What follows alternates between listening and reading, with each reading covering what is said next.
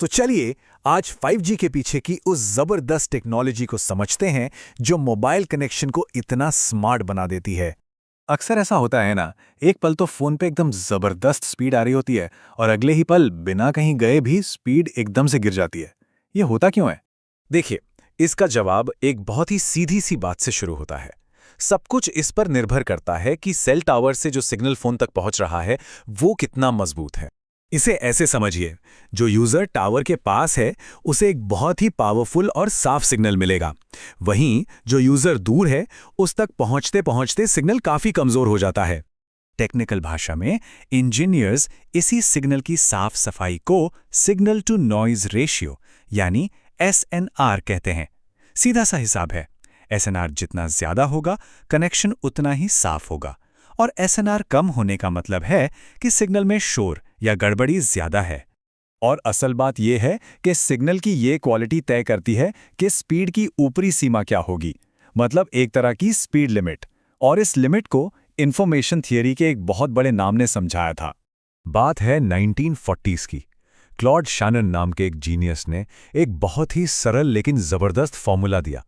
यह फॉर्मूला किसी भी कम्युनिकेशन चैनल के लिए एक यूनिवर्सल स्पीड लिमिट की तरह काम करता है, मतलब इससे तेज डेटा भेजना मुमकिन ही नहीं। नियम बहुत ही सीधा है।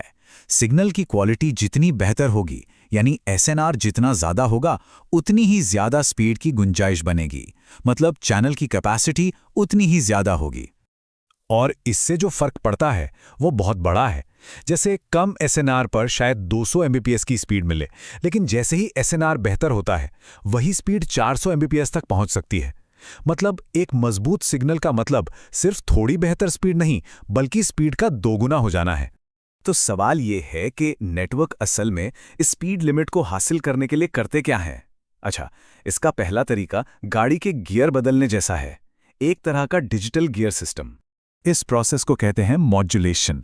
इसका काम है डिजिटल बिट्स को रेडियो तरंगों में पैक करना। सोचिए, ये डेटा भेजने के लिए अलग अलग साइज के बॉक्स चुनने जैसा है। कुछ छोटे बॉक्स हैं तो कुछ बहुत बड़े। तो जब सिग्नल बहुत अच्छा और मजबूत होता है, यानी हाई SNR, तो नेटवर्क ऊपर का गियर लगाता है। वो 256 QAM जैसे बड़े बॉक्स का इस्तेमाल करता है, जिसमें एक साथ 8 बिट्स चले जाते हैं और स्पीड बढ़ जाती है। लेकिन अगर सिग्नल कमजोर हो जाए तो नेटवर्क गियर डाउन कर लेता है और QPS के जैसे छोटे लेकिन ज्यादा भरोसेमंद बॉक्स का इस्तेमाल करता है। और ये जो गियर लगातार बदलते रहते हैं, इसी को कहते हैं एडैप्टिव मॉड्यूलेशन। ये नेटवर्क का पहला तरीका है शैनन की बताई स्पीड लिमिट के आसपास पहुंचने का, एक तरह का मोटा मोटा एडजस्टमेंट। लेकिन यहां एक दिक्कत है।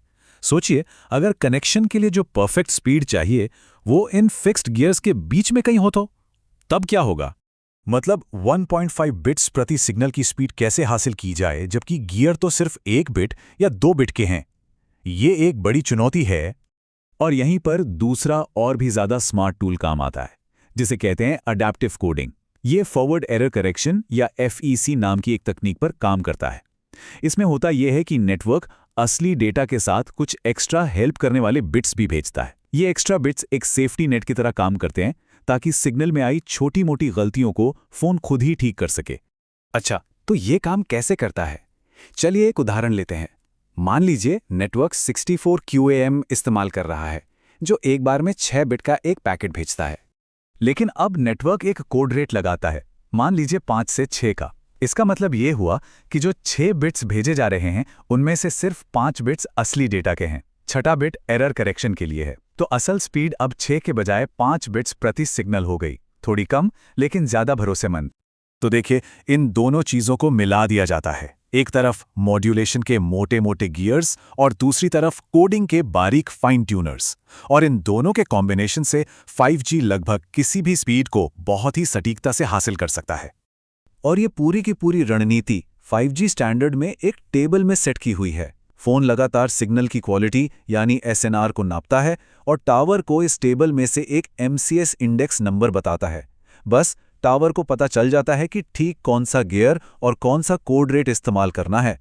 इसी पूरे स्मार्ट सिस्टम को एडैप्टिव मॉड्यूलेशन एनकोडिंग या शॉर्ट में AMC कहते हैं। ये वो सिस्टम है जो कनेक्शन को हर पल रियल टाइम में सबसे बेहतर स्थिति में बनाए रखने की कोशिश करता है। और जानते हैं 5G में जो खास एरर करेक्शन कोड्स इस्तेमाल होते हैं जिन्हें LDPC कोड्स कहते हैं, वो इतने ज़्यादा कुशल हैं कि वो शैनन की बताई सैद्धांतिक लिमिट के लगभग 98% तक पहुंच जाते हैं। मतलब जो दशकों पहले सिर्फ कागज़ पर एक थ्योरी थी, आज की टेक्नोलॉजी उसके बिल्कुल करीब पहुंच चुकी है। तो इसका मतलब क्या है? इसका मतलब ये है कि AMC जैसी टेक्नोलॉजीज हवा में मौजूद स्पेक्ट्रम की हर एक बूंद का पूरा इस्तेमाल कर रही हैं। ये सिर्फ फोन को तेज नहीं बना रही, बल्कि एक ऐसे भविष्य की नींव रख रही हैं जहां बिना रुके भरोसेमंद और हाई स्पीड कनेक्टिविटी हर जगह, हर किसी के लिए मौजूद होगी।